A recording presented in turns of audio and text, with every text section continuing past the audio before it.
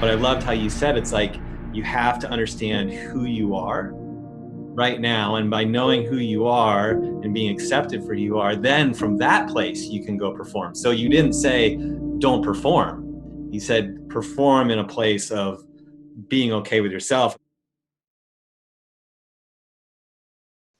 So welcome to another episode of the Chris Lieto podcast. This week we have world champion surfer CJ Hobgood. I encourage you, if you're not a surfer, to listen to this episode. This episode is full of a great conversation that we had about our lives, about his career and where it's gone since then, and now how he's used endurance sports and running and doing Ironmans and triathlon to explore a next phase of his life. So I encourage you to listen to this episode. Enjoy it. You will not be disappointed. But without further ado, I want to get into this episode in this great conversation. So enjoy this episode with CJ Hobgood, world champion surfer. Can't believe you're running marathons and triathlons. Dude, you know what? You might have to like tell the story again because it's so beautiful. But your story is what's the right word? It's kind of, and you don't even know this. Like, this is the first time we're talking. Whatever, we might talk over text and everything, but I guess it's sort of like tied me like to you in a way where I'm just like, that's it. That's my people right there, you know? Yeah. And then, so did you grow up in Hawaii, or how long had you been? I've only been in Hawaii for 10 years. I grew up in Northern California, and okay. So I used to surf in Santa Cruz a little bit pre-triathlon and pre-career and all that kind of stuff. So I was there, moved to Hawaii towards the end of my career. I only had about 2 years left in my career that I still raced when I was here, maybe 3 years. And then, yeah. So how many years had you been going to, let's just say, Pipeline, which is, AKA Kona, the world, the sort of the world championship of your sport, your endeavor? Man, I came to Kona. I didn't start coming to Kona until I got into triathlon. That's what brought me here in the beginning. And so I came here to compete just once a year. I always loved Hawaii as a kid. I always wanted to move here. I always wanted to be around the ocean and just have that draw towards it. But for sure, it wasn't until triathlon that brought me to Hawaii. But I've been coming to Hawaii. I don't even know how many Ironmans I've done. I think I've done like 11 or 12 Konas, like world championships. It's the big show. I've won Ironmans around the world. I've done probably 40 or 50 Ironmans around the world. Not including half Ironman sprints and stuff like that. But yeah, Hawaii is definitely more unique, different. So yeah. So how my brain interpreted, your story was like, oh my gosh, this is Pipeline. The guy's been going to Pipeline since he was a young kid. This was his dream. All he wanted to do was win this event. This was it, right? And you're telling that story, how you're in the lead, you're winning, this is it, it's all coming together right here. And I love just the failure in it. Like, I love the human side of it. And I think the reason why I was so endeared to that is because I was like, that's it. That's my story. Like, I always wanted to win Pipe. I would have traded everything in for Pipe, and I never got there, You put it towards like one goal. There's only one, like for me, and it is for you, there was one thing that was important in the career, and that was to win the world championships. That was to win Pipe for you. That was to win Kona, Hawaii for me. And that was it. All the other events were just stepping stones, tools, lessons, improve performance or whatever to get to that. But that was the focus every year, all year, for sure.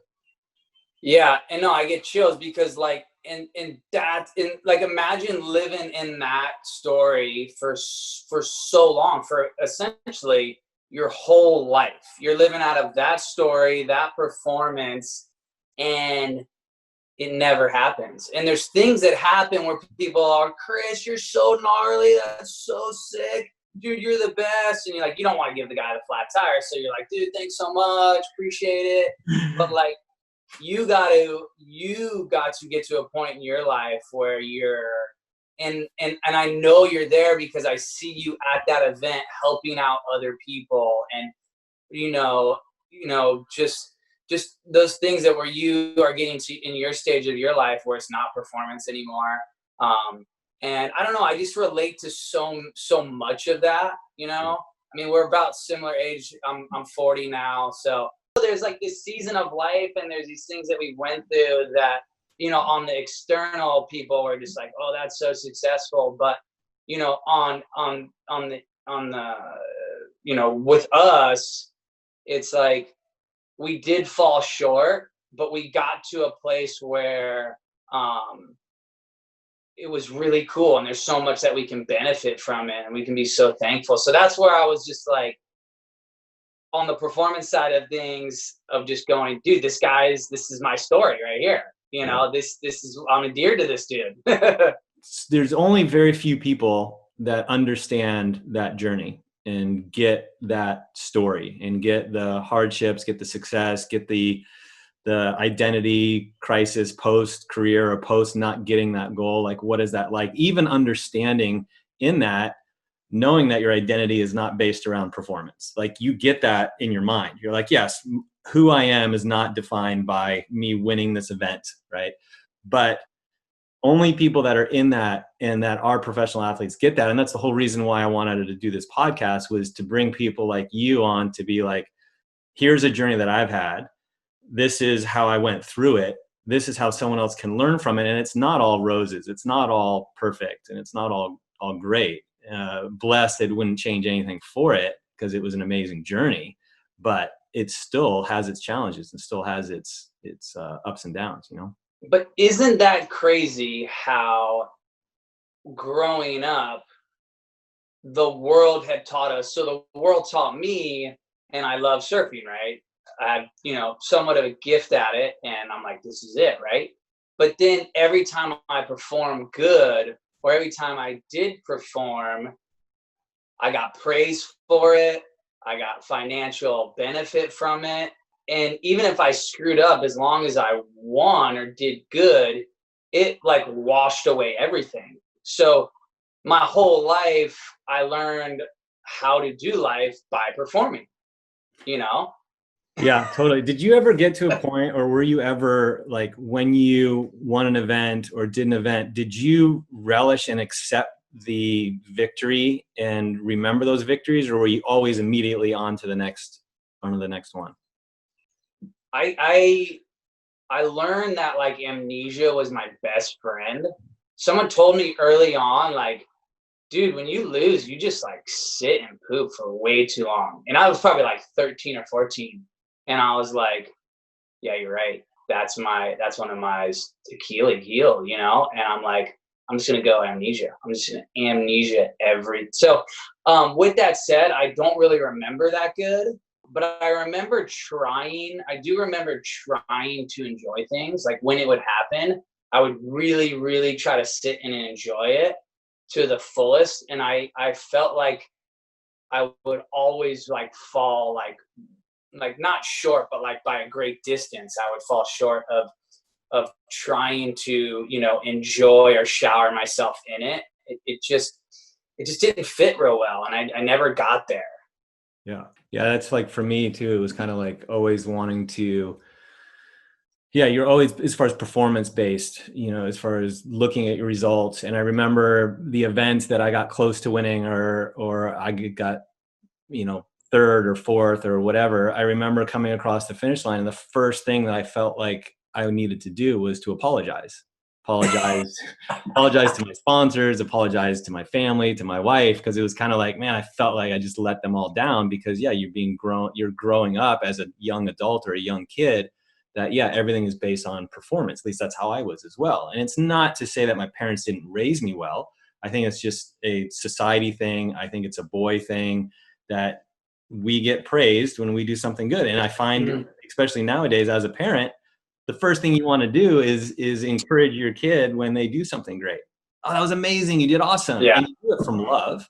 So it's not like you're doing it to try to mess them up. You do it from love, but you hold on to those things. And that's where you have to, it's hard to reverse that. And doing this is trying to help reverse that or get that message across to the young kids that want to be in sport, or those that are already adults in work or whatever, that, yeah, you can't be driven by performance. You have to be driven by something outside of that, which is usually like relationships or connection or love or faith or whatever. And it's a hard message to get across because everyone in society is so driven by comparison, performance. Look at me.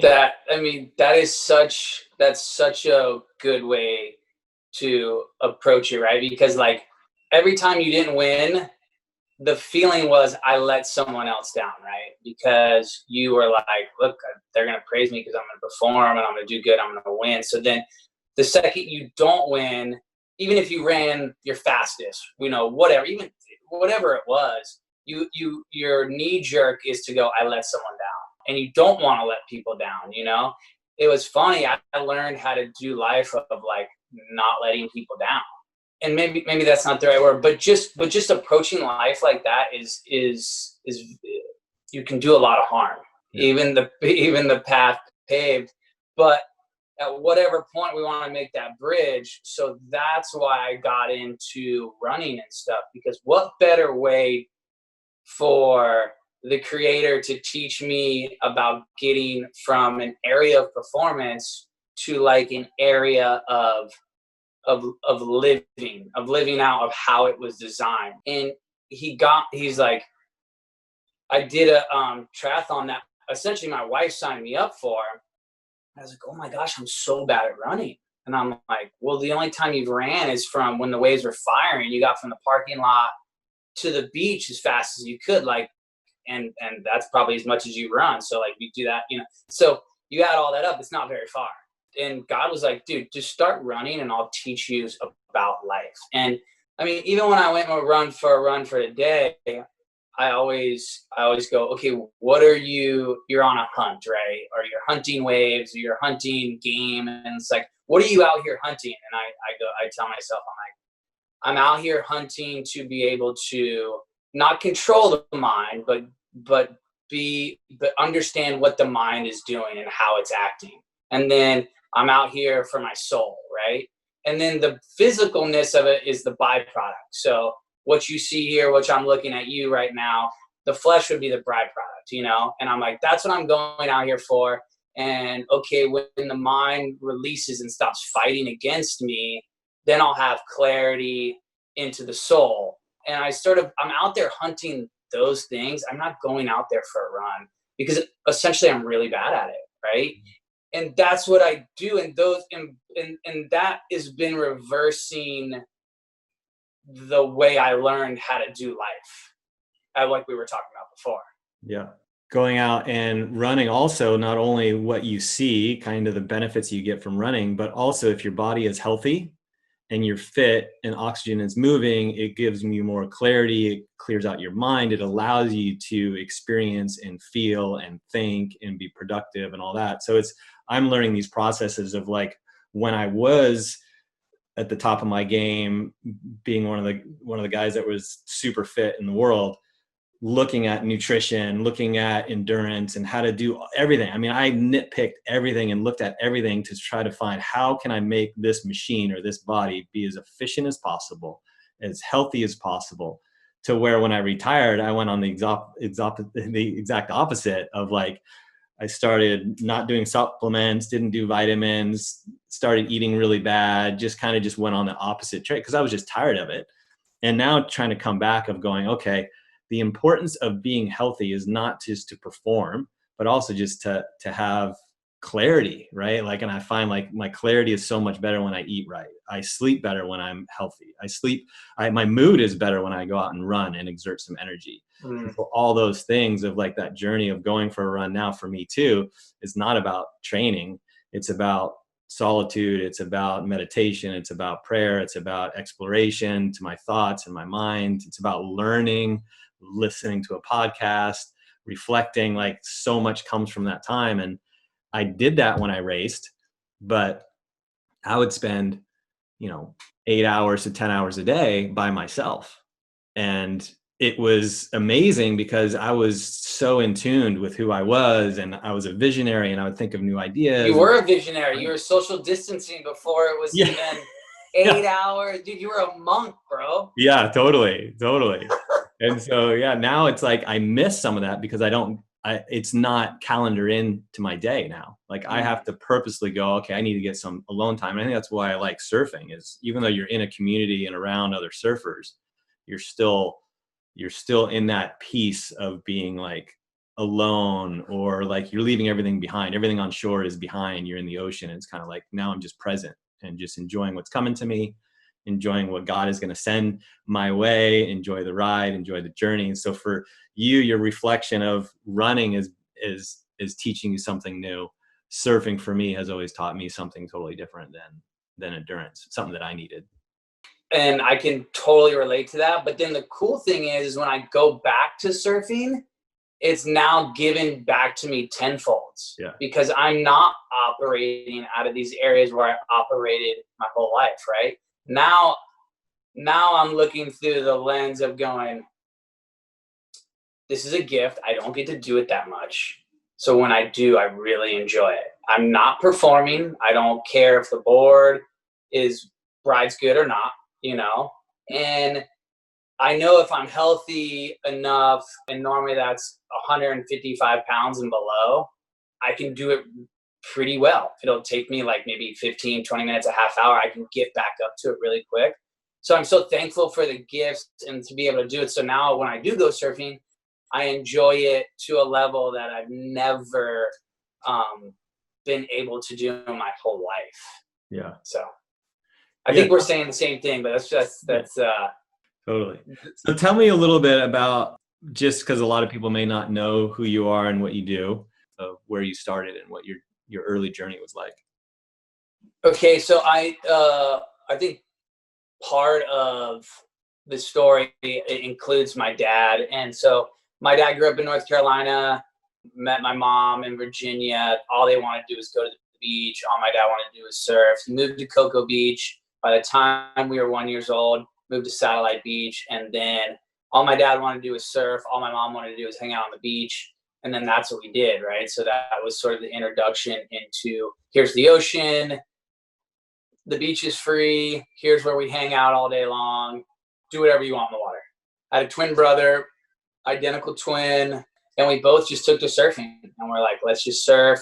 We would share surfboards, wetsuits, and then we just loved it. Like, this is what we want to do. This is all we want to do our whole lives. And then as we entered our first contest when we were 12, got last place, fourth. I mean, it was like fourth or fifth. And then fast forward, there was a moment where I was like 17, and I told my dad, I was like, hey, Dad, I think I can do this. Like, I think I can become a professional surfer. Like, I was humble enough and had enough sense of reality of what actually was going on. And I was like, hey, listen, like, I only think there's a couple guys that are better than us. So if I can keep the mind right and keep going on this path, and something that unforeseen doesn't happen, I think I might be able to pull this off. Then I qualified, and when I was 19 years old, so I had about, you have the QS, which just takes about a year to do, and not planned, but sum of all parts, I ended up qualifying when I was 19, and I did the tour from 19 to 35. So I did the tour for 17 years, came quick, rookie of the year, most improved, world title. And then, all those things sort of happen. And the thing I always say that I'm most proud of is I've flown about 3,000 miles, and I've never missed a plane flight on my own terms, meaning showing up to the counter on time. 3,000 miles or 3,000 flights? Oh, no, 3 million miles. I'm sorry. 3 million miles. Yeah, 3 million miles. I said 3,000. And that's my greatest achievement, because, and I tell it to everyone, I tell it to my kids. I'm like, listen, dude, all I had to do was show up.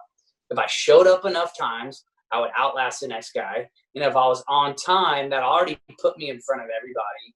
And these are just simple things, but that is me. My career, I wasn't the freak of nature. I had just the parts of everything, enough talent, enough mental, and then just enough of just grit, of not, stubbornly just going, I'm not going to give up. I'm just going to keep moving forward.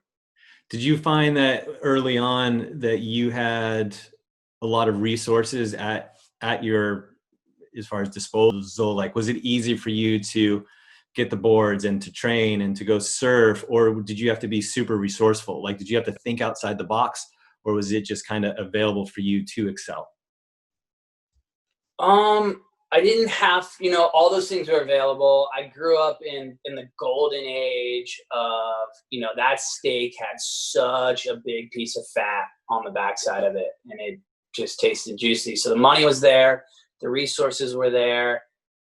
That was the blessing. The curse was, oh, I don't have to give it everything here because the resources are there. The water's flowing, you drink a half a bottle of water and you set it down and you're like, oh, there's another bottle and there's another bottle. It's just like human sort of what we do, So yeah, there was a lot there. So with that side of it, saying, to answer your question, I think I came up short of the full potential that was there, because if the plant and the grape could have been like just the reserve blend, of being stressed out so good, I wasn't stressed out enough. So I only became the halfway good sort of wine. Had I been stressed out more, I could have probably produced more.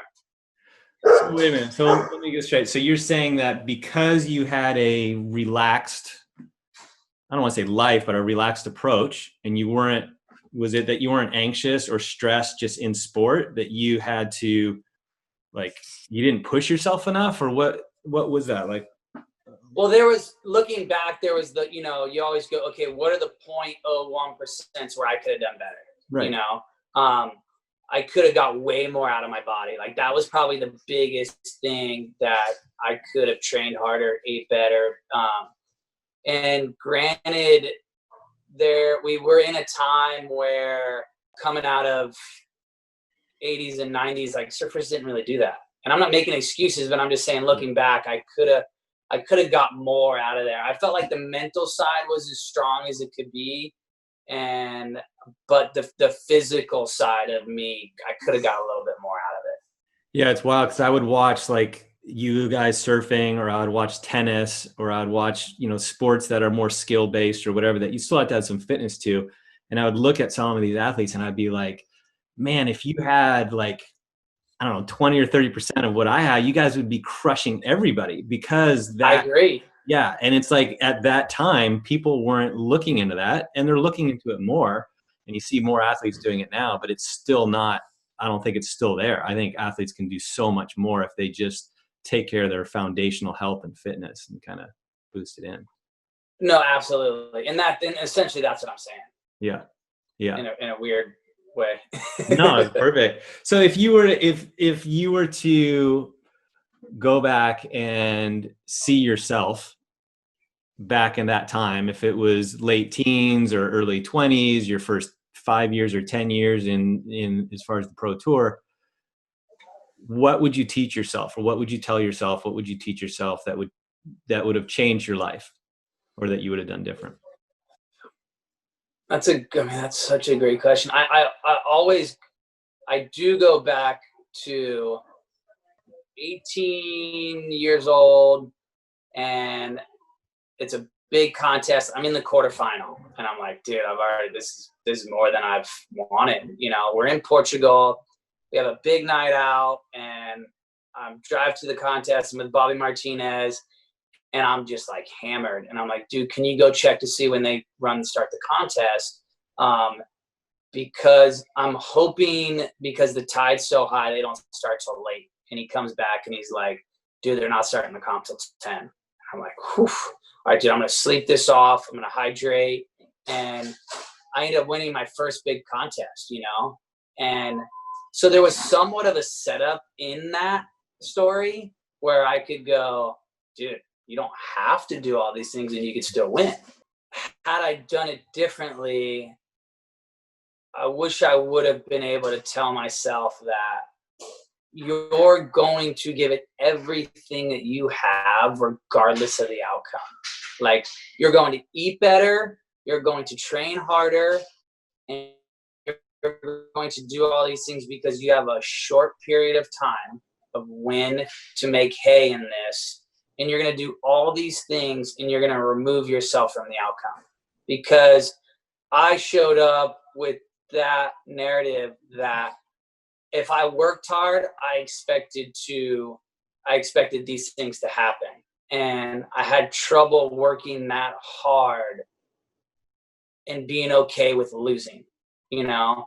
And that was me. That was everything that I was lacking, you know? So if I could tell myself again, that's what I would tell myself.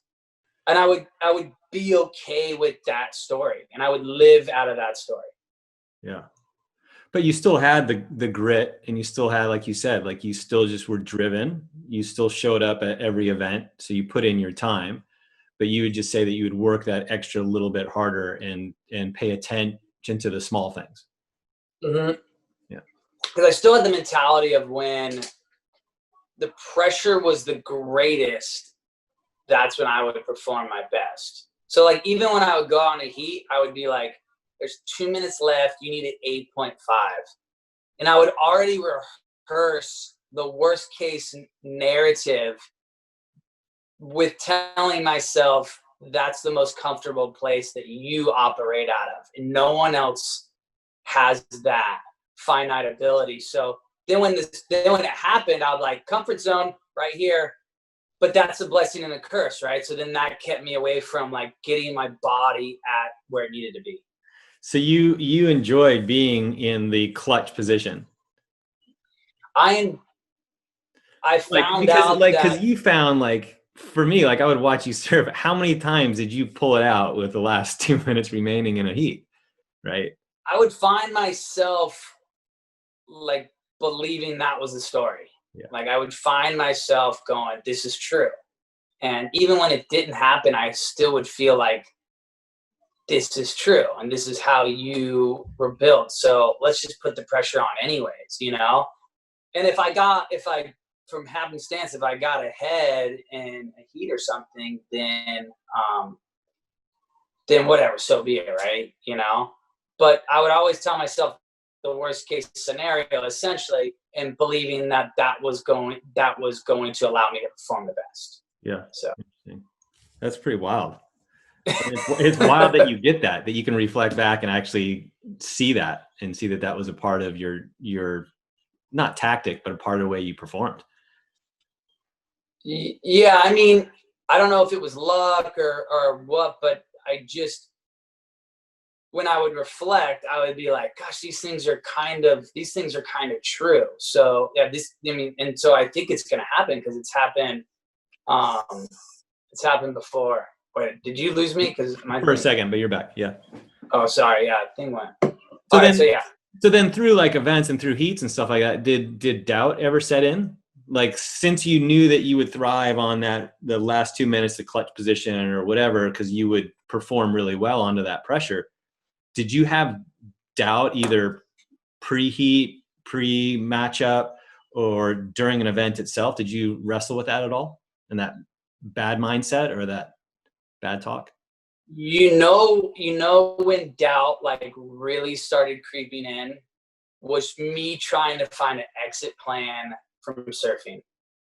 I was like, doubt like really got a hold of me good because I got towards the end of my career. I would get injured. I was constantly looking for an exit plan. I was constantly praying to God, like how do I get out of this thing? Like, my heart's not in it anymore. Essentially, I'm cheating on the sport I love, that the gift you've given me, because I'm doing the minimal I have to do because I'd rather spend time with my family. But this is what pays the bills. But how do I get out of it? And like, I remember I would do bad and I would keep doing bad. my wife would be like, dude, is it? And I'm like, it's gonna happen. Like things are gonna happen. But then I would believe that, I would doubt that you're never gonna find a way out of this. You're gonna quit surfing and you'll never be able to make any money, and it's gonna be bad. Like you're gonna get last place, and that's gonna be your exit. So at the end of my career, trying to get out of surfing, like doubt creeped in more than I've ever experienced. Yeah. Wow. And was that during the period of time when you didn't have a title sponsor, or was it still after? Because like for me on the outside looking in, during those years where you didn't have a title and watching you surf or watching you, get hurt or whatever, it seemed like you were wrestling a lot, like during that period of time as an athlete, as like identity potentially or whatever. But then I found when you finally got as far as connected with Salty Crew, it seemed to me that there was a new spark and a new drive in that. Was that true? Yeah, I mean, it was true. For me, with not having a sponsor, and granted, a lot of people don't have sponsors, nowadays, but for me in that time, I would just go, dude, like, you're top 10 in the world or even top 5 in the world, and you don't have a major sponsor. And I would look around, I'd be like, basically a cocky sort of way. Like, for me, when I didn't have a sponsor, I just stacked chips. I just stacked the chips and stacked the chips. And I was just like, dude, this guy can't even carry my lunchbox to work. And he's making twice as much as you. If you're going to allow him to take food off your table, he doesn't have what you have. You have an extra layer of grit and an extra, you're stacked way more chips than he does. Even if the guy was like from Brazil, from like a poor, family or whatever, I would still stack the chips where I was like, this guy essentially has it better than you, So I was kind of lost in that way of just stacking chips and being angrier than the next guy. And then when I found Salty Crew, I was like, I got a little more sense of this could be an exit plan. So the doubt sort of subsided a little bit, and like having hope of a way out was more of a reality. Yeah, and that journey of exit, for me, we chatted a little bit about it, but I had that as well. Like for me, the last 2 years of my career, I had an Achilles issue, and so I kind of faked it. I faked it for 2 years. Would train not much at all in the running. Would do like lunges and things that would allow me to have that strength to finish a race. But post race, I couldn't walk for like 2 days. And I wrestled and prayed so much of like, hey, Lord, how am I going to get out of this? How am I going to transition? Do I keep going? It was almost like I wanted an answer, like, tell me what to do and I'll do it. But I had to walk through this journey. Did you feel like there was definitely some guilt that was associated with that? Like when you show up to a race and that you're not all there, and yeah, you go and perform, but you're kind of just like going through the motions, And then for me in my sports a little bit, where I took a year and kind of went on tour with my family and go, okay, what races do I want to go to that I can bring my family and have an experience? And I would still, race, but yeah, I would start feeling guilty in that, like, man, I'm getting flown around and I'm doing these amazing things, and I'm kind of half-assing, like the event. And you feel bad about that, and I finally had to stop and just be like, yeah, this isn't right. And against your sponsors too, like for that, at that time, it was all about results driven, now it's a little bit more about like how you approach it, your social media, how much of a,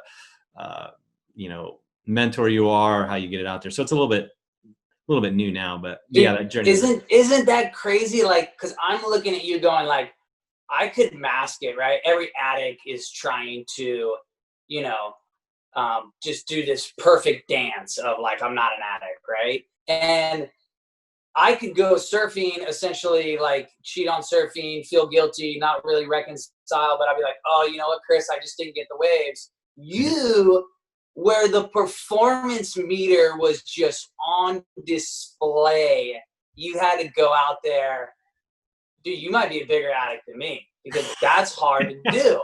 Like Well, where it's on that display, you had to been like, oh, dude, Mike, what'd you do? What was your excuses? Like, dude, my tire blew again. no, yeah, see, I didn't do it for that. So I was at a point where I knew I wasn't at my best, but I tried to figure out, one, I wanted to get better. So I was flying around the world trying to find out how to fix my Achilles or how to resolve it so I could continue to do it. So I was trying to string it along as long as I could. So I would show up to a race not prepared as well as I should be, and I would still perform, but there were times where it would flare up more that I had to pull out of an Ironman, right? Like I would do the bike and I would kill the bike because I knew I couldn't run. So then it was like, all right, I'll swim as fast as I can. I'll get in the front of the bike. I'll get my camera time. My sponsors will be happy. I'll break a record. I'll get off and I'll go for a mile, right? Those ones were really shameful. You know, those ones were really difficult. But luckily there wasn't very many of those. Usually I would just gut it out and finish, and I'd be in severe pain. And a lot of times I would still win or get second or third. So it wasn't like I was that bad, but yeah, it was just more internal. No. But look, no, I didn't mean it that way. I'm just saying the way we can mask things, right? Because we know more best than anybody, right? And I'm just saying I used to mask stuff all the time. I actually went to Tahiti for that heritage heat, and I started talking to one of the surfers, and I looked at him and I go, bro, you're just going to have to be okay with this part of the season right now, you know, this chapter, because he was essentially saying, like, I've lost the love. I feel like I'm cheating on the sport, but there's enough talent there. I still perform. These great things still happen. So you have that like little internal conflict, you know? It happens with every athlete, dude. Yeah, every Don't you think life. it's partially just identity, right? Like, so your identity is in that, and that's what you do. So if you don't know what else you're gonna do, like, where do you go? You're kind of like, this is what I do. I have to keep doing it because I don't know what next month's gonna bring if I just stop right now. If I just stop right now, where do I go? And that's it. Like you said, it's like to find that exit, and how do you transition from one to the next? And for me, it was moved to Hawaii, and I raced for 2 years still, and I did well when I lived here, but when I stopped, I just kind of disappeared. You live on an island, you can disappear pretty easy. You can be on the down low. Yeah, well, we're lost. I mean, even if you like, we're lost, right? So we're all talking about, you know, or reflecting on this chapter, this season where we were kind of lost, right? We come from a performance, goal orientated, you know, slaying the dragon, adventure, like all these things wrapped into our job, and then we get pretty lost, right? Like then you just, you know, the physical side when you retire and all these things, and to be able to find your way back is what we're talking about, and to be able to find your way back. And you know, it's funny because like when I would go surf, I would be like, I would rock up to the beach and I wouldn't be like, I'm going to surf right here. I'd be like, where's the best peak? And I'll go over here, and this adventure side of it, right? So if I go for a run, I never try to like plot where I'm going to run. I'm always like, I'm going to run. I think I'll run this far, but I'm not sure. But so I still able to use all these things that I've learned, that I found out that I really enjoyed about surfing, and apply those to other areas, right? So there's got to be the adventure side, and I can't be hunting performance. I'm going out for a different prey, and I have to live out of these areas. And it's like, if I can do those things, those are the tools that keeps the world at bay, you know, that keeps the enemy from ultimately winning, right? And I think those are the cool things that I'm finding in this stage of life that are really fun. Yeah. So like you say, and you say that when you're not, as far as performance driven, when you have that realization that performance is not the key or the end all, when you compete from a place of like, you don't care to a certain extent, is when sometimes you can compete at your best.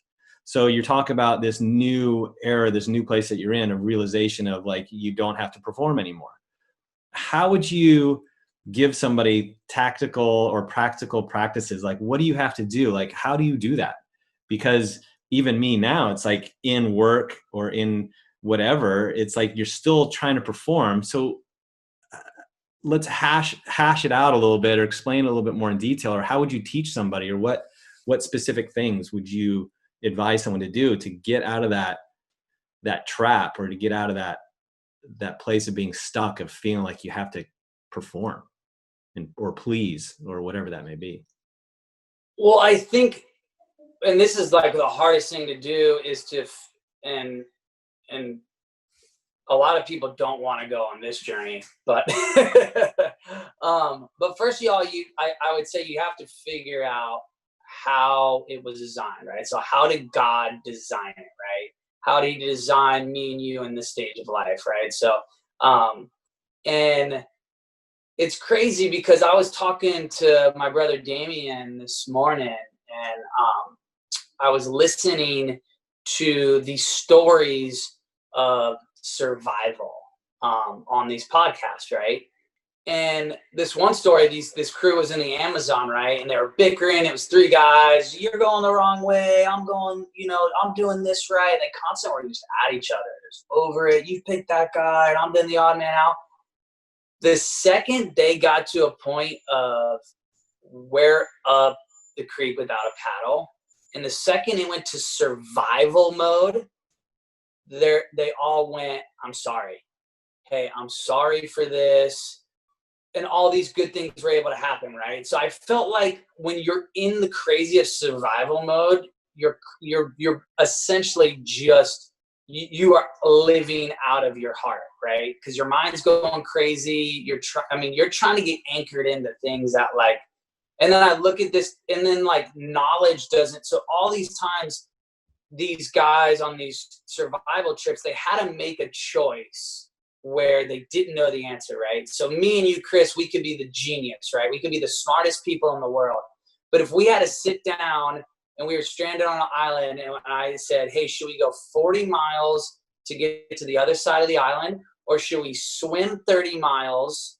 Or should we stay right here until someone finds us? You see how every option can sound really good, but every option could be death, or every option could be life. Like, there's a point where, and we're sort of living in that right now at these times, where we're having to live out of like areas that that essentially God sort of designed us for, So for you to get the best out of me and you right now, we're gonna have to live out of this time that we live. It's not a warrior mentality anymore. It's not a performance mentality. It's sort of a kingdom ship. Are we making the best decisions for our family? Are we being the man that God designed us to be in this moment? So if you can fully find out how God designed you, and the best way to do that is to go to him and ask him, So if I were to do that for a young kid, I would figure out how to get him to a spot where he figured this is where he's the most passionate, and this is where the best place for him to live out of it this time, And once he was good with that story, then that foundation's laid, and then he can go perform at his best, right? Because he understands that story, and that story is better than a win. So he's let go from that. He's let going from the performance side, even though he's showing up in a performance mentality. So I know I kind of went around my butt to my elbow there, but something along those lines. It's a moving target. It changes day to day. The second you figure it out, now your heart's changed. And now you've changed as a person. The things you like and dislike have changed. So you're constantly reorientating, constantly grabbing the anchor, putting it in a different spot. So yeah.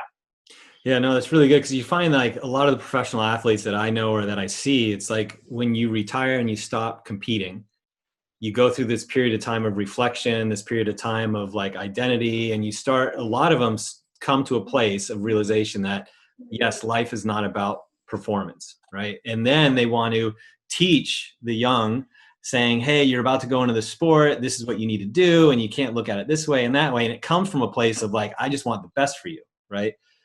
But a lot of times the response may be like, oh, you don't know, you're old, you're retired or whatever. Like, I want to make it. I want to be successful. I want to be at the top. And so there's this drive, and that drive comes from performance.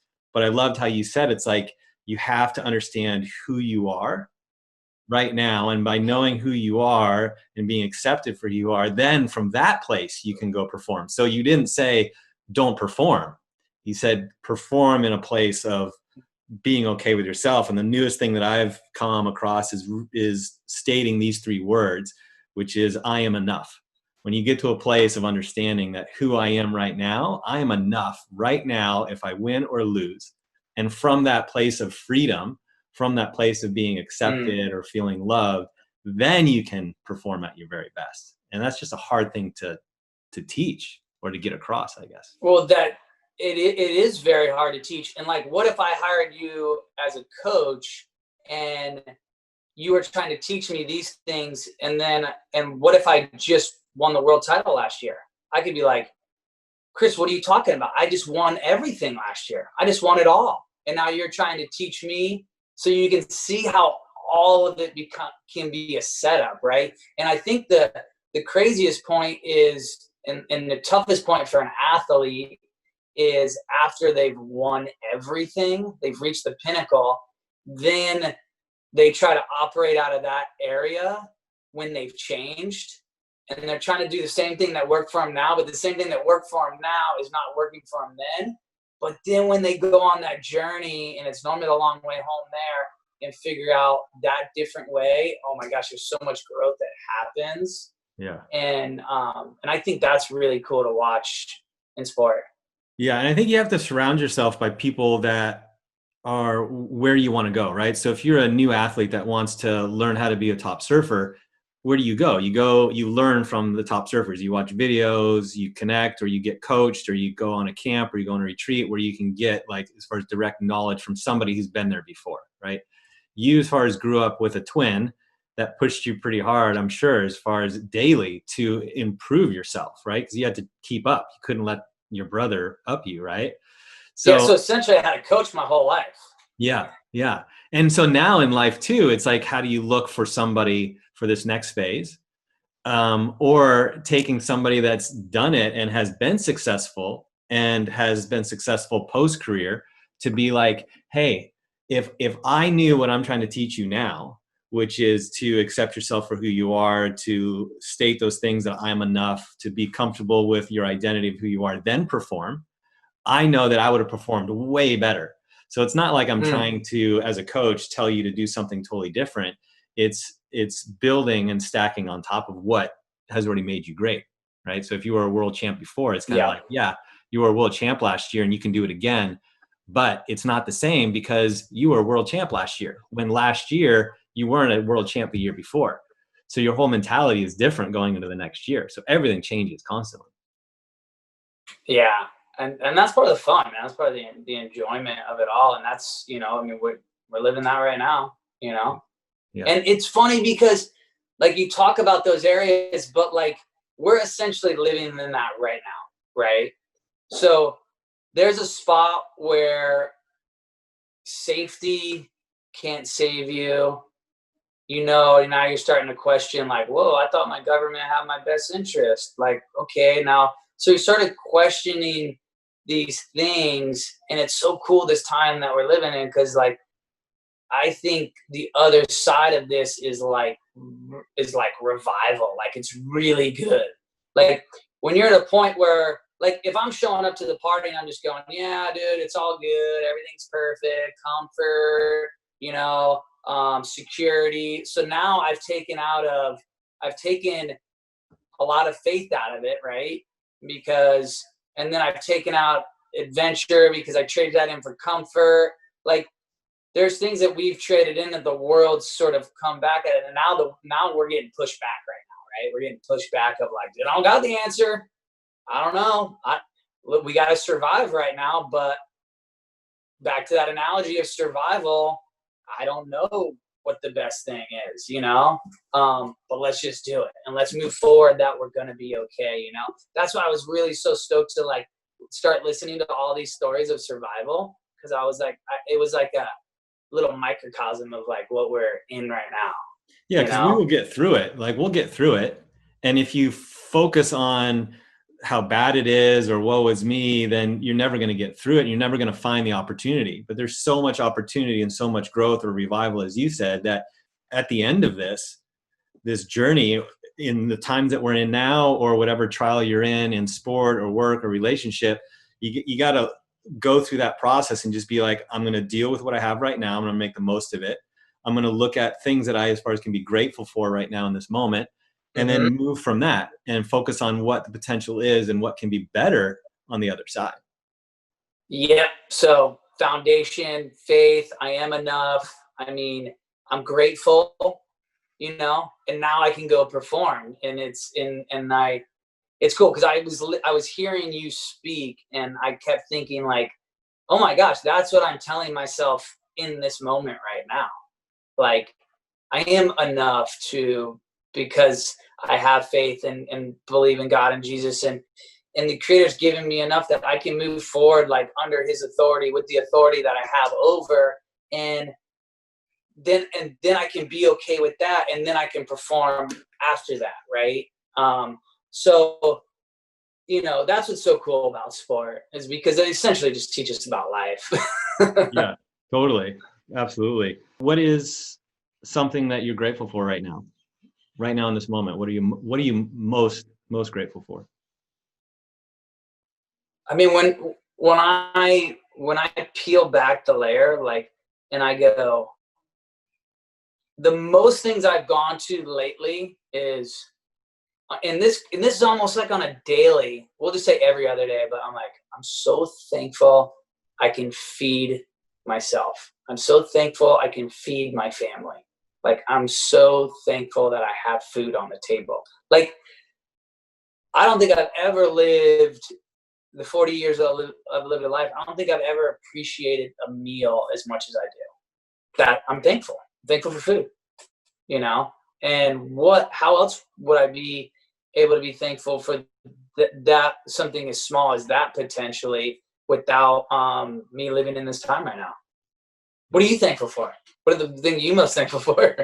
Oh, every day. Yeah, I've learned to, every day when I wake up, the first thing I have to do is think of 3 things that I'm grateful for. And usually the most things are as far as my kids, my family, for sure. That drives me daily, is just to have that love and that connection, that we are alive and that we have so much blessings around us, right? Like, it's even the little things. Like, during this time, it's realizing the little things of like, man, I'm so grateful that we get to go down to the beach and I can go surf. Yeah. That we're not on full lockdown. I'm grateful that, yeah, like you said, like, we have food in the fridge, or that Costco is still open, or whatever. Yeah. The things that I have noticed the most is getting up in the morning, walking outside and going for a walk or going for a run. But during my run, seeing so many people out walking that I never saw before on the same streets that I run on all the other times. But because of this period that we're in, people are taking time for themselves. They're walking, they're reflecting, they're talking, they're laughing, they're having a relationship. And yes, there's stress of lack of work or the fears of economy and all those things. But we just talked about what you focus on. If you focus on the negative, it's just going to get worse. If you focus on the positive. So it's like, even in this crisis and in this place that we're in, it seems to me that there's more joy because people are spending more time reflecting on their own selves, taking care of themselves, connecting with people. Yeah, I agree because the joy is coming from a different area, right? So maybe maybe my joy was like 50K's in the bank account. That's the joy. Don't have to worry about. Now the joy is coming from an area of like, dude, so stoked there's food in the fridge. Dude, I'm so stoked I can go to the beach. Like, do you see how it just got flipped on its head? So I was able to get joy from the beauty. And like, when you talk about going outside, like, I'm able to notice so much more beauty because of this time. So the joy is more prevalent, and I'm getting it from just the most simplest of things, and I totally agree with that. Yeah. I want to shift gears a little bit. I want to talk a little bit about Salty Crew. I want to understand kind of a little bit about that brand and how that came about for you, and kind of what your current role is and situation there is. I mean, dude, that was just a God thing, man. Jared had called me up. Him and Hayden had sort of messed around with some hooks, and it kind of came together as an S. And then they were like Salty Crew, and then so at that time, which was 7 years ago, they were like, "Hey, you know, the industry's kind of lost its way. We've kind of moved away from the beach. You know, let's just." Salty the acronym standing for salvaging a lifestyle for tomorrow's youth. So let's sort of like in that way bring the youth back to the beach, and let's just do things how they used to do things, not anything different, you know, and just sort of like encouraging the industry to get back to its roots, right? And I mean and then let's just be surrounded by rad people, right? So this is not like any sort of, it's funny because then it's just like, and then we're putting fish on, you know, t-shirts and hats or whatever. I mean, yeah, we have technical stuff and all that stuff, but essentially we're doing the most basic of things, Chris, like that have been around forever. Like we're not, and then so that's why I just simply say like, oh, this is a God thing, like because he just is like operating. And so yeah, that's kind of the basis of it. Yeah, what's your role there? Well, I'm the area that I had dreamed about, or would give me the most joy would be to, you know, give back to what people have given me, you know, and what better way to do that than to be in this position. So as far as like putting my hand up and wanting to connect with a Grom, or, you know, even someone older, just basically living their dreams really. And then for me just to exist, to be able to help with that, whatever way that looks like, it could be anything. Then yeah, that's the role I want. That's what I put my hand up for. Yeah. So like you guys with Salty Crew, it's not just a brand of t-shirts and whatever. It's really a culture and a community that you create, right? Like everyone wants to be part of that community and culture. And so that really starts from the top. It starts from you guys. It starts from how you guys are going to portray it. And then it goes down to who's a part of that.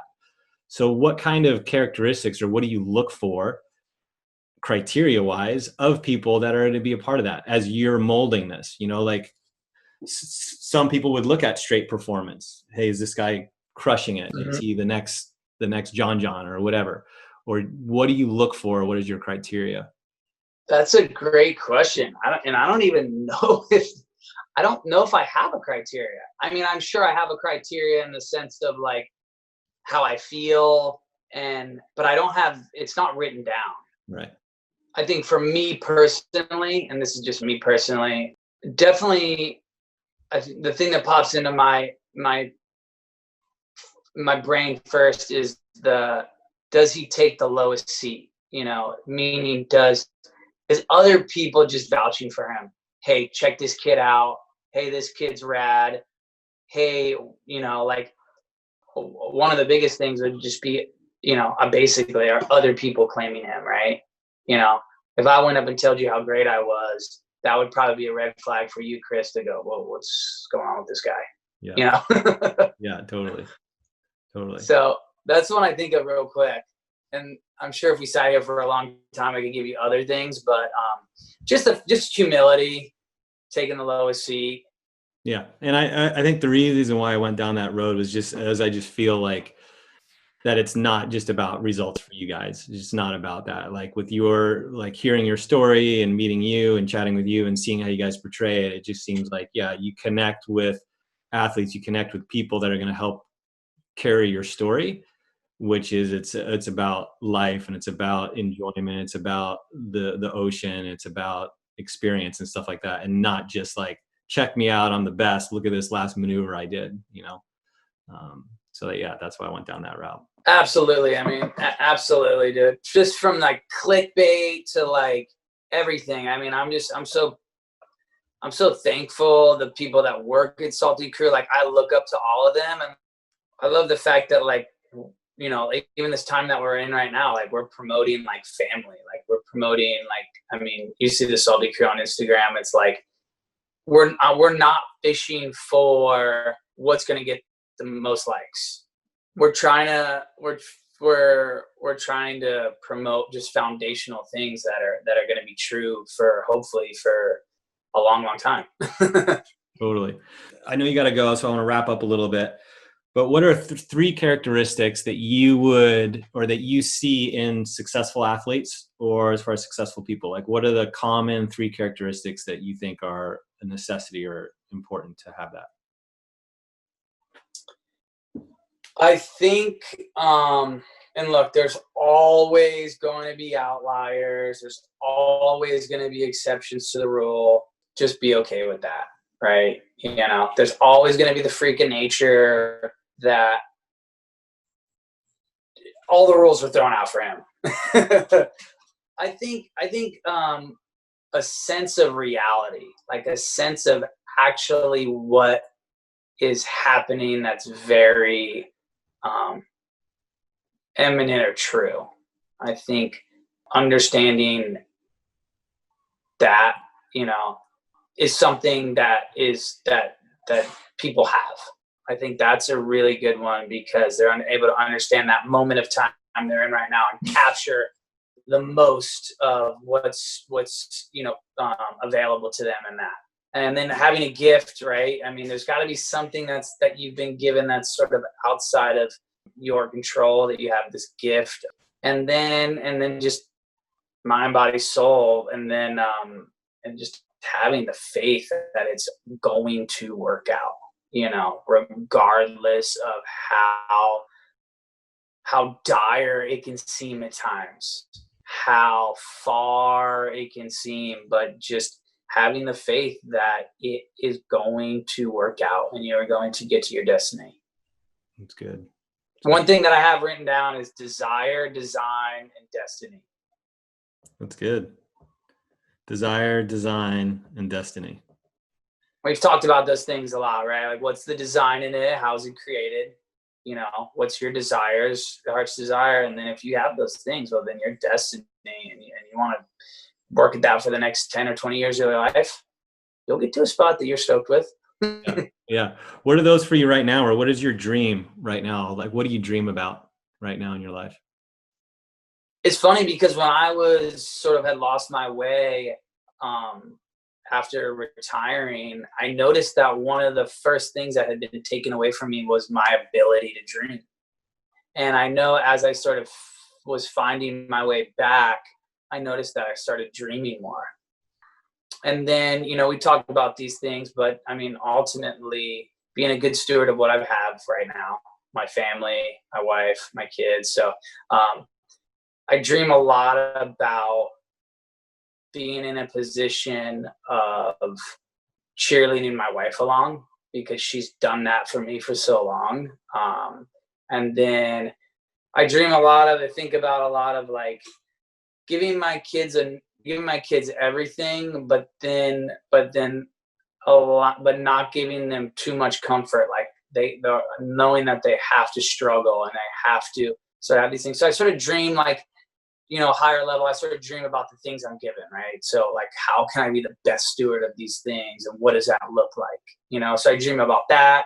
I dream about like other companies. It's funny. I'm like, God's giving me like the best company to be with. And like, I'll dream about like, well, what are you preparing me for? You've given this to me because you're preparing me for like, what else is it? And I'm always like, not super grass is like greener, but like always looking around the corner. So I'm always dreaming about that. And then, you know, some of my dreams are like, I would like to be able to do Ironman one time, you know, just the adventure in it. I would like to be able to like run 50 miles or run 100 miles just because I know going to that area of suffering that there's something available that I just don't even know is there until I do it. And so, you know, we kind of casted a big net there, but I'm dreaming about a lot of That's stuff. good. That's good to have dreams. You know, so many people can't even think of one. So if you got a bunch, that means you're moving, you're hustling. So that's a good thing. Oh, I appreciate that. And then we'll have to do a 50 miler together or a 60 miler. Yeah, that would be really cool, man. I haven't I done would one yet really, either, but yeah, I think we could look. We probably wouldn't even see each other the whole time, right? But at the end, we could have a camaraderie or brotherhood that just by walking in those shoes, we will have an understanding that connects us. You know.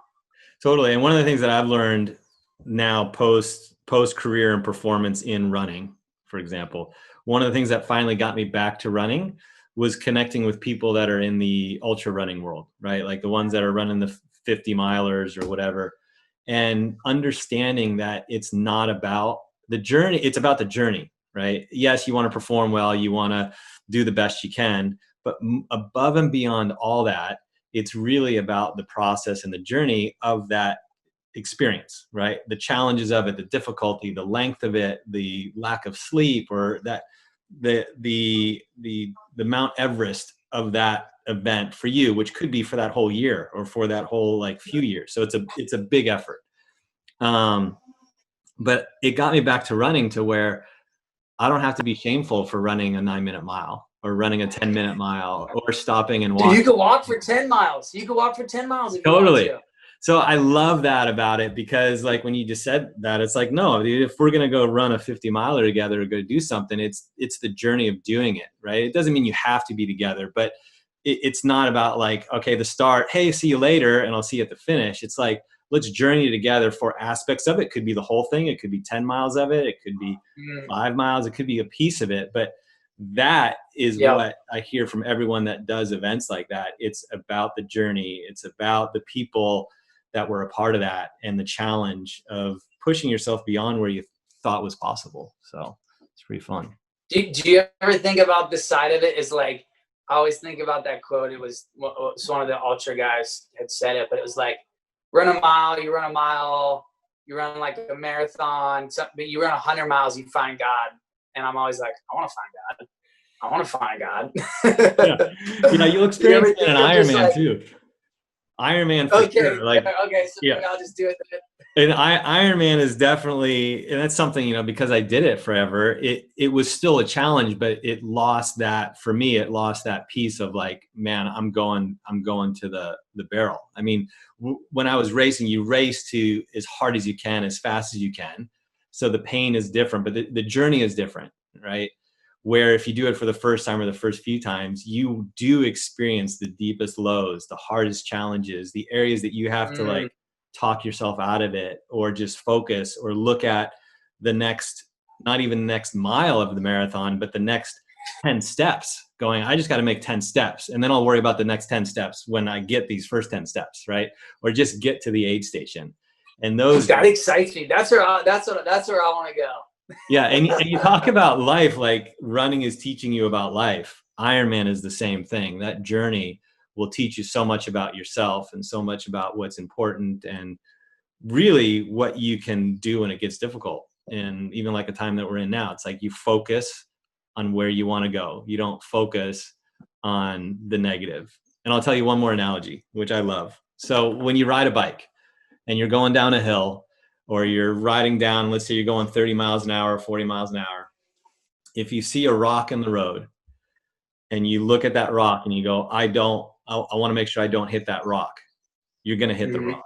You'll hit it every day because what you look at draws you to that. So on a bike, if you're riding and you see a rock, you acknowledge that it's there, but you instantly look to the left or the right of it and focus on that. And the peripheral vision will see the rock. But you focus on the path of where you want your wheels to go. Because if you don't, you will hit that rock. Or if you're going around a corner, coming down a mountain and the hairpin is super tight and you're going too fast and you're going around the corner, if you focus on the cliff that you may go over, you will drift and go over the cliff. You have to look to the left. Wherever you move your head, your bike will go. You can't doubt the machine on. So it's that whole analogy is something that I use kind of almost every day in my life. I'm just trying to get through every day, you know. You got to look at where One last question, and then we'll call it good. What three things would you want to teach those that look up to you or those that are behind? Like, what are the three main lessons that you want to teach people? I mean, definitely one thing I wanted to as we sort of talked about it too a little bit, but definitely one thing is just failure. You know, like I would love to see people that like all your mistakes will equal success.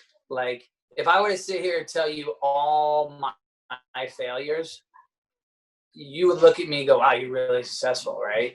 That means I just showed up enough times, regardless of the outcome, that made me successful, right? And I didn't know that until, and that's why I love your story so much, and is because it's just like, in my mind, you're the most successful person there is by how many times you failed, you know? And I can tell you that in my past marriages, I can tell you that in my surfing world, I could tell you that in everything I operated in, I failed many times. So that would be the biggest thing is just you will fail so many times, and that will equal your success. Yeah, failure's never final. You know, gave it everything regardless of the outcome. Above all, just he loved his family. I love those quotes of just like, you Mother Teresa, you want to go home, you want to save the world, go home and do it with your family. You know, what better is a man who governs himself than takes a city? Like you want to be able to sit in discomfort and not feed the flesh, right? So like, yeah, that's it. Good. Well, we didn't get to talk much about your documentary, but I loved watching it. It was a great story. And how would someone find out about getting there? Where, as far as can they go? I know Amazon has it now too. So how would people? Yeah, just Google it. It's on enough platforms, and like you can find it for free. So it'll be cool, and it's a story. Yeah, it's a story of failure. It's a story of identity. It's a story of performance. It's a story of just restoration and all of those things. That surfing is the backstory, and but it's also the vehicle that gets us to where we're going. Yeah, and it is called At 2 If by Sea, right? And 2 If by Sea, which is kind of like a tongue twister there. So we wanted to start it with A, so like when it went on the searches, it would be at the first letter of the alphabet. Right on. Well, for those that want to see it, it'll be in the show notes as well. I'll have all links for all your stuff that we talked about in the show notes. So I'll have a link to your documentary. I'd seriously encourage everyone to go and watch it. It's seriously a great story. Got a lot out of it. It was great to see you just being raw and being real. So that's one of the things I want to do too before we leave. Is I just want to say thank you for your journey that you've been through, and really what that's meant to myself and to so many people in the sports world, in the surfing world, but totally outside of it as well. Just the drive. Like I see so much of the drive in you to be great in what you do, but more so above all that, what radiates the most is your heart to want to encourage people to better themselves, to grow, and to I think like the things that you said, it's like that failure is a good thing, and family is super important, and that's one of the most important things. So yeah, I just wanted to say thank you for all you do and what you stand for. So.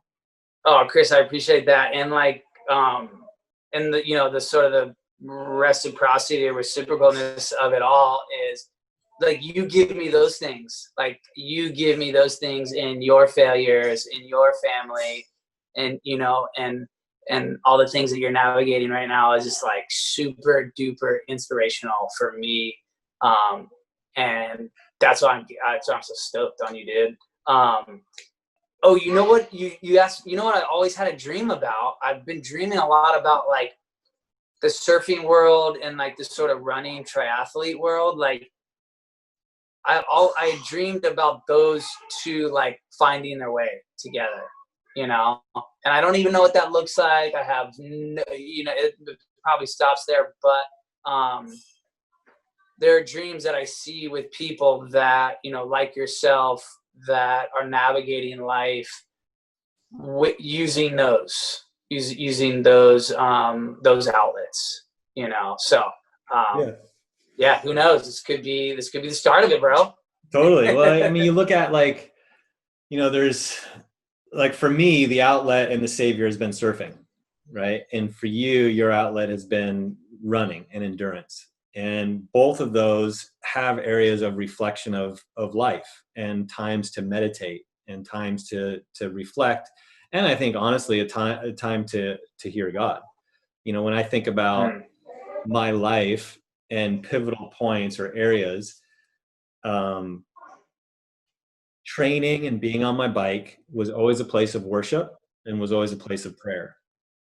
For me, competing, especially in Ironman 100%, that distance was always before I left and before I started the day, was always in prayer, in the ocean, at the start line, laying there on my back, thanking God for where he's brought me to on that day, right? Like going, I did all the work, put everything into it. There's nothing more I can do. Now it's letting go and going, today is your day. I'm going to give everything that I have, guide me and direct me and tell me which way to go. When you say left, I'll go left. When you say right, I'll go right. When you say attack, I'll attack, you know, and trying to be in that state of listening to God. And it's easier to do, and this is what I'm trying to find now in life. It's easier for me to do specifically in a sport, right? Like in a race, I can be, for this 8 hours, I'm going to be on this journey and I know it's going to be painful. It's going to be exhilarating. It's going to be challenging. And in it, I'm going to have God guide me in every way, right? But I've already done the training and I've already done the tools and I'm prepared. Give everything I have, listen to him to guide me. And wherever I end up is where I end up, but I give it all every time. I give it to the dying end, right? And yeah, so for me, racing and training is when I felt the closest to God. And times before I got in triathlon and sometimes after, but specifically I remember moments surfing when I lived in Newport Beach. I used to work at Huntington Surf and Sport, but I lived in Newport and I'd be out surfing. And in those moments of stillness, would hear God speak to me about, like, one analogy would be like a wave is coming to you. Do you just sit and wait for it do you sit and wait for the perfect wave to come to you right where you're at? Or do you have to paddle towards it? Do you have to move towards a wave that you see coming? You see it come in the horizon. Do you just look at it and go, wow, that's an amazing wave you're sending, God, and watch it come and watch it go because you're in the wrong spot? Or do you take the initiative and paddle towards it and go, yeah, God sends us stuff every day, but you have to move towards it. You still have to take that effort. You still have to push yourself, you know? I don't know if that makes sense. I was just thinking through all well, there's a lot of the creation baked into these activities, right? Yeah. And so we're able to draw analogies and sit in those moments, and whether it's meditating or whether it's getting to a point of being so uncomfortable you feel like you're gonna die. You know, they always say there's no atheist in the impact zone. Like when you're on the bottom and you're gonna black out, it's just like there's some clarity that happens. And when you're running through the desert or whatever that area is, there's a lot of moments of clarity because you can't think beyond that moment, you know, because all there's everything that you can do at that moment just to live in that moment, you know. That there's a lot of cool things that happen. So there's a lot of those things that happen that we're able to get tools to essentially for life to make sense, or for us to operate as human beings. Yeah, that's good. Well, I'm stoked we got to connect. Yeah, man, I appreciate it, dude. Thanks for inviting me, taking the initiative. And then, I'm stoked when this comes out. I'm stoked that our worlds are crossing and all the people that you have. And let's stay in touch. This will be fun.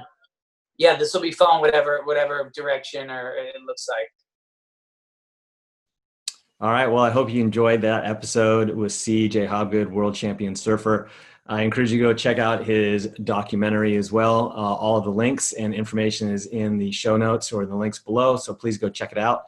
Also, please go and support our sponsors that allow this broadcast to happen or allow this podcast to happen. So please go ahead and check out the supporting sponsors and make sure you check out the additional episodes of the Chris Lieto podcast. Support us. Make sure you like us. And please share these episodes if you like them. So want to make sure that we get the word out there. So thank you very much for your support. Aloha, and we'll see you next time. Aloha.